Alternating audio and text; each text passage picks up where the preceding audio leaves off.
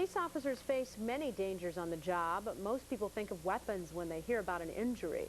But every time an officer gets behind the wheel of a squad car, he or she is at risk. One Madison officer is working his way back into the patrol ranks after a bad crash nearly ended his life. Andrea Novotny has his story in tonight's Wisconsin Close-Up. Straighten out your knee. Pull your foot up. David 20, they got a 1080 southbound on Park Street from Regent. That's twice as good. OWI stopped 180 miles an hour. Hang in there. Looks like it's going to be traveling towards John Nolan on Emerson now. You haven't really noticed a problem with that. I guess it took the fire department about 45 minutes to extract me out of the car. My leg had was struck by an object inside of the car. It's better.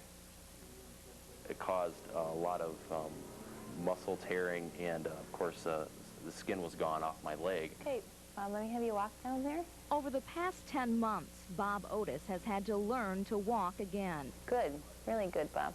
Just before Christmas last year, a car crash nearly took his life and threatened to end his career. Otis, a Madison police officer, was in pursuit of a drunk driver when his squad skidded on an icy side street, ramming into a tree. It's been a long, kind of arduous type journey for me, but I've definitely, done what I've had to do to get back. Let me just test your shoulder. Therapy has been intensive, every day in the beginning, once a week for the past several months. Line your stomach. It's been a tough road for Officer Otis, rebuilding the strength in his right calf. He lost about half the muscle in the accident. It's a pretty big muscle, and obviously used a lot just even walking, running.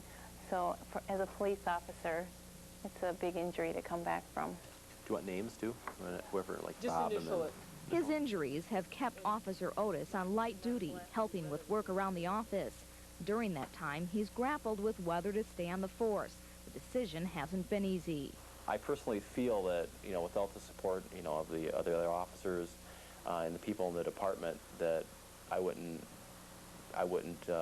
be a police officer anymore. The man who tried to flee from Otis is sentenced to 3 years probation. Dwayne Olson was originally facing a 2-year felony, but pleaded no contest to a reduced charge. Officer Otis is hurt Olson hasn't apologized for his actions. I'm sorry are 2 words, but the effect that those words could have to me and my family would be very important.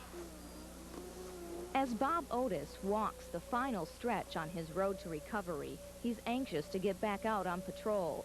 With him, he'll take many lessons from his journey. I've learned some things that I didn't think were as important to me at one point are the most important things in my life right now, like my family. Otis will continue his career. The job is in his heart. But with his close call, he'll look at things a bit differently now, having lived the dangers of police work. For Wisconsin Close-Up, Andrea Novotny, 15 News at 6. This week, Officer Otis undergoes a functional capacity test. His doctor will then decide if he can go back out on patrol. Wow, an amazing comeback. It really is.